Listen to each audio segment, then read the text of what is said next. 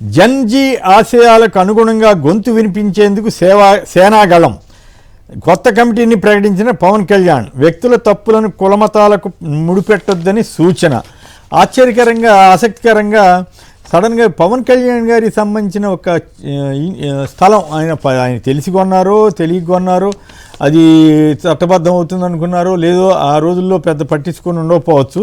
ఆయన కొన్న ఒక భూమి 2014లో 10 ఎకరాల భూమి కొన్నది ఎఫ్టీఎల్లో ఉన్నట్లుగా హెచ్ఎండిఏ చెబుతోందంటూ ఇక్కడ లోకల్గా ఉండే తొలి వెలుగో ఇంకెవరెవరో సోషల్ మీడియా యాక్టివిస్టులు, డిజిటల్ మీడియా వాళ్ళు బయటపెట్టడం, దాని మీద జనసేన వాళ్ళు ఖండించడం, అలాగే తెలుగుదేశం మీడియా కూడా అది శకం భూమి ప్రైవేట్ సర్టిఫికేటు, ప్రైవేట్ పట్టా, శకం భూమి సర్కార్ పట్టా అంటూ తేడా ఉంటుంది, అది తెలియకుండా వీళ్ళు చెప్తున్నారనేమో వాళ్ళు చెబుతున్నారు.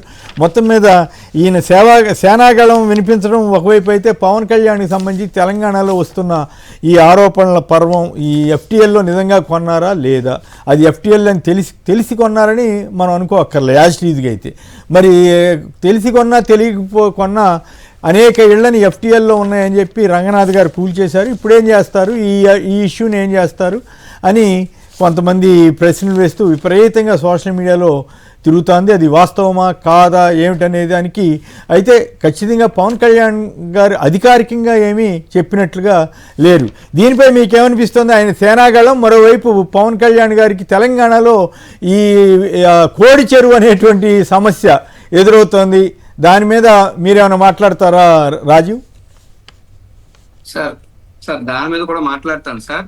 దాంతోపాటు ఇందాక మీరు అడిగిన దాంట్లో ఏ వర్గం ఆంధ్రప్రదేశ్ రాష్ట్రంలో 2024లో చంద్రబాబు నాయుడు గారు ముఖ్యమంత్రి అయిన తర్వాత నుండి నేటి వరకు నాకు తెలిసి మరో 4 రోజుల్లో 2 సంవత్సరాల కాలం పూర్తవుద్ది.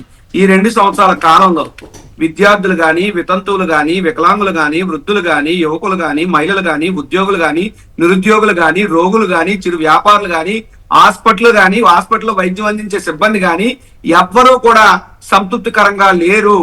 ఎందుకంటే ఈ రాష్ట్రంలో చంద్రబాబు నాయుడు గారు ముఖ్యమంత్రి అయిన తర్వాత పరిస్థితిని గమనిస్తే, విద్యాలయానికి వెళ్తే విద్యాలయం డిస్పెన్సరీలో ఆక్సిజన్ దొరక విద్యార్థులు చచ్చిపోతున్నారు. పోనీ దేవాలయంకి వెళ్తే తొక్కిసలాటలు జరిగి గోడలు కూలి అక్కడ చచ్చిపోతున్నారు. పోనీ వైద్యాలయానికి వెళ్తే అక్కడ కరెంటు పోయి ప్రాణాలు పోతా ఉన్నాయి. ఇవాళ కూడా అనంతపురంలోనే ఎక్కడ జరిగింది, ఎక్కడ వచ్చింది పేపర్లో సార్. ఇచ్చాపురం నుంచి అనంతపురం దాకా ఆంధ్రప్రదేశ్ రాష్ట్రంలో ఉన్నప్పుడు పరిస్థితి ఇదే. ఉత్తరాంధ్రకే కల్పవల్లి అయినటువంటి ఆరోగ్య కల్పవల్లిగా ఉత్తరాంధ్ర పిలుచుకునే కేజీహెచ్ లో కూడా కరెంటు పోయి రోగులు చనిపోయినటువంటి పరిస్థితులు ఉన్నాయి సార్. ఆంధ్రప్రదేశ్ రాష్ట్రం ఈ రోజు మరణాలయంగా మార్చేశాడు చంద్రబాబు నాయుడు గారు. ఆయన నిర్లక్ష్య పాలన వల్ల ఈ రాష్ట్రంలో బతికేటటువంటి పరిస్థితులు ఏ ఒక్క వర్గానికి కూడా లేకుండా పోయాయి. అందుకే ఈ రాష్ట్రంలో ఏ ఒక్క వర్గం కూడా సంతృప్తికరంగా లేదు. ఎప్పటికెప్పుడు ఎన్నికలు జరిగినా, వచ్చేసారికి ఎన్నికలు జరిగినా సరే ఈవీఎంల మాయ చేస్తాం, మోసం చేస్తాం, ప్రజాస్వామ్యాన్ని కూని చేస్తాం అంటే మేము చెప్పలేం. కానీ ప్రజాస్వామ్య బద్ధంగా ఎన్నికలు జరిగితే చంద్రబాబుని, ఆయన పార్ట్నర్ని, ఆయన పుత్రుడిని, ఆయన పార్టీని కూడా పాత వేసేదానికి రాజకీయంగానే సార్. మాకే వ్యక్తిగత ఇప్పుడు జగన్మోహన్ రెడ్డి గారు ఏ రోజు కూడా వ్యక్తిగతంగా దోషం చేయమనో, దాడులు చేయమనో, వ్యక్తిత్వ హననం చేయమనో మాకు చెప్పరు. మమ్మల్ని రాజకీయంగా వారిని ఎదుర్కోమని చెప్తాం. నేను ఏ మాట మాట్లాడినా రాజకీయంగా తప్పితే ఎవరిని వ్యక్తిగతంగా ఉద్దేశించి కాదు.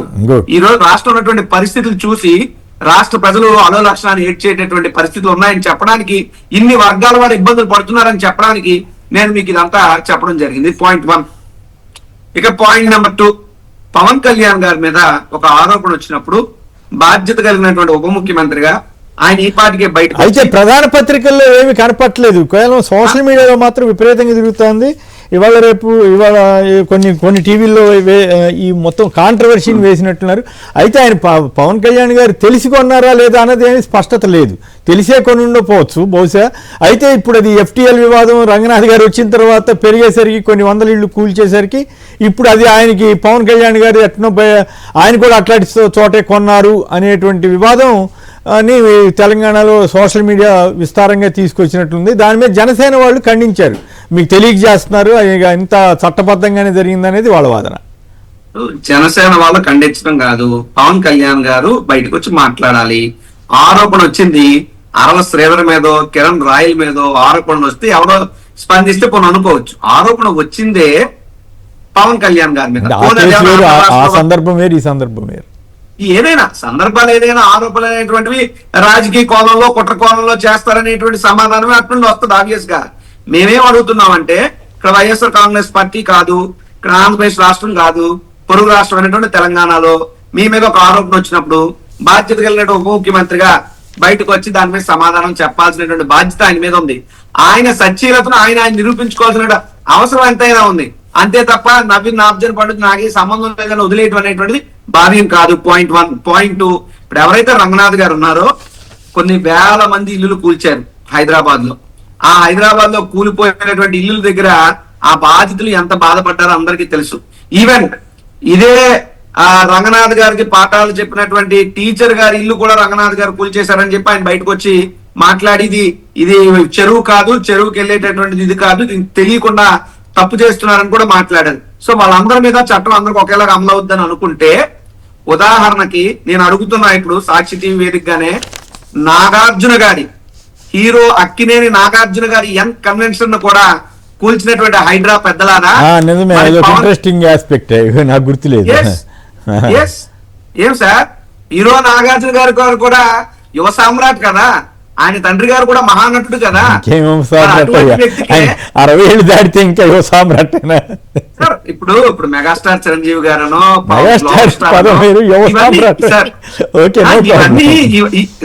సార్ ఇప్పుడు మీకో నాకో పోను అనుకోవచ్చు, ఆయన అభిమానించేటటువంటి అభిమానులకే నాగార్జున గారు ఎప్పుడు యువ సామ్రాటే, నాగార్జున గారు ఎప్పుడు గ్రీకు,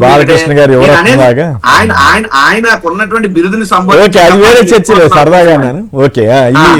ఏంటంటే హీరో నాగార్జున గారి యంగ్ కన్వెన్షన్ కూర్చున్నటువంటి హైడ్రా పెద్దలకి, లేదా హైడ్రా రంగనాథ్ గారికి, లేదా తెలంగాణ ప్రభుత్వానికి, మరీ ముఖ్యంగా అల్లు అర్జున్ గారిని కూడా అరెస్ట్ చేయగలిగినటువంటి ధైర్యశాలైనటువంటి రేవంత్ రెడ్డి గారికి పవన్ కళ్యాణ్ గారి భూమిని తాకే ధైర్యం ఉందా లేదా? పవన్ కళ్యాణ్ గారి భూమి నిజంగా అప్పుడు వస్తున్నటువంటి ఆరోపణల ప్రకారమే నిజమై ఉండుంటే చర్యలు తీసుకుని దాన్ని సరిచేసేటటువంటి సాహసం హైడ్రాకు ఉందా లేదా? లేదు, హైడ్రా గాని రేవంత్ రెడ్డి గారు గాని ప్రభుత్వానికి ఒకలాగా, హీరోకి ఒకలాగా, పెద్దలకు ఒకలాగా, పేదలకు ఒకలాగా ప్రవర్తించడమే మా నైజం అంటే మాకు సంబంధం లేదు. కానీ but it's a time to prove that all are equal before law అన్నది ప్రూవ్ చేయాల్సినటువంటి బాధ్యత ఇప్పుడు అక్కడ హైడ్రా రంగనాథ్ గారి మీద కానీ, లేదా రేవంత్ రెడ్డి గారి సర్కార్ మీద కానీ ఖచ్చితంగా ఉంది.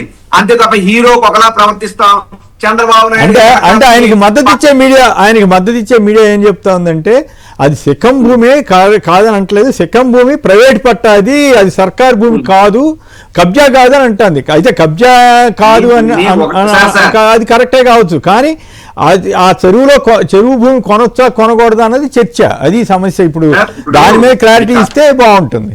వాళ్ళు ఇప్పుడు ఎంతో మంది ఇల్లుల్ని అక్కడ హైడ్రా కూల్చింది, అవి ఏమి కబ్జా చేసుకున్న భూములు కాదే, వాళ్ళు రిజిస్ట్రేషన్ చేసుకున్న భూములు, వాళ్ళ చెమటని రక్తాన్ని చెమటగా చిందించి సంపాదించిన డబ్బులతో 30 ఏళ్ళు 40 ఏళ్ళు కలలు కానీ భవిష్యత్ తరాల కోసం నిర్మించుకున్న ఇల్లును కూడా హైడ్రా మిషన్లు తీసుకొచ్చి దడమని జీవితకాలం కష్టాన్ని అరసకంలో కూల్చి పారేశారు కదా. అవి ఎవరో కబ్జా చేసిన స్థలాలు కాదు, అవన్నీ ప్రైవేట్ ల్యాండ్సే. మరి ఇప్పుడు ఇది చెరువు పరిధిలో ఉంది, ఇది మిగతా వాళ్ళకి ఏదైతే అమలు చేశారో దాన్ని కూడా పవన్ కళ్యాణ్ గారికి అమలు చేయగలరా? ఒకవేళ ఆరోపణలు నిజమైతే, ఆరోపణలు నిజమా కాదా అని తేల్చాల్సింది ఎవరో హైడ్రా, సమాధానం చెప్పాల్సిన బాధ్యత ఎవరికి ఉంది? పవన్ కళ్యాణ్ గారికి. అంతే తప్ప మౌనం అర్ధంగీకారం అన్నట్టు మౌనముల్లా పవన్ కళ్యాణ్ గారు ఉండకూడదు, ఆయన పార్టీ వాళ్ళు ఖండించారు రావాలి అని చెప్పి అడుగుతున్నారు. ఆయన పార్టీ వాళ్ళు ఖండించారు. ఇక్కడ ఇంట్రెస్టింగ్ విషయం ఏంటంటే జంజీ ఆశయాలకు అనుగుణంగా గొంతు వినిపించేందుకు సేనాగళం అన్నారు. ఇప్పుడు ఈ సేనాగళం ఏం చేస్తుంది ఇటువంటి ఇష్యూస్ వచ్చినప్పుడు అనేది ఒక ఇంట్రెస్టింగ్ ఆస్పెక్ట్ అన్నమాట. నిజంగా పవన్ కళ్యాణ్ గారు జంజీ వారి గురించి మాట్లాడదలుచుకుంటే, ఆయన ఏ కూటమి ప్రభుత్వంలో భాగస్వామ్యం అయ్యాడో వారే కాక్రోచ్ జనతా పార్టీని ఏదో సోషల్ మీడియాలో కొంతమంది యూత్ వాళ్ళకు ఉన్నటువంటి భావజాలాన్ని సోషల్ మీడియా పెడితే ఆ కాక్రోచ్ జనతా పార్టీ మరి ఇదే కూటమి ప్రభుత్వం కదా ఎంత ఇబ్బంది పెడుతుంది, దాని మీద ఎందుకు మాట్లాడరు? ఇది అంతా కేవలం పవన్ కళ్యాణ్ గారు పొలిటికల్ గా యాక్టింగ్ చేయడానికి పనికొస్తుంది తప్పితే పొలిటికల్ గా ఆయన మంచి చేసే చూద్దాం. ఇప్పుడు మరి ఈ సోషల్ మీడియా వాళ్ళు చేస్తున్నటువంటి ఈ డిజిటల్ మీడియాలో వచ్చిన ఈ వార్తల మీద కూడా మళ్ళీ కేసులు పెట్టుకుంటుంటే అదే 10,000 దాని మీద ఖండన ఇచ్చి ఇది మీరు తప్పు రాశారయ్యా, ఇది తప్పు, ఇది రైటు, ఇంతవరకే అని చెప్తే, అట్లాగే ప్రభుత్వం కూడా మీరు అన్నట్లు అందరి పట్ల ఒకే రకంగా ఉంటే తప్పేం కాదు. ఒకవేళ ఆయన తప్పు చేయకపోతే తప్పు లేదని చెప్పమనండి. తప్పు జరిగింది అనుకోండి, ఆయన తెలిసి జరిగిందా తెలియక జరిగిపోతే ఏంటి, అక్కడ అందరికీ ఒకే రూల్. మీరు అన్నట్టు నాగార్జునకో రూలు, ఇంకో రూలు కాకుండా కొన్ని వందల ఇళ్ళు కూల్చిన నేపథ్యంలో ఈ చెరువుల్లో కట్టారని చెప్పో ఇంకోటో తెలిసో తెలియక కొన్నామని మొత్తుకున్న మాట వాస్తవమే. సో పెద్ద అపార్ట్మెంట్లు కూడా కూల్చేశారు. మరి ఇప్పుడు ఈ ఇష్యూలో ఏం చేస్తారు, ఏది వాస్తవం ఏది అవాస్తవం అని చెప్తే ఇంట్రెస్టింగ్గా ఉంటుంది.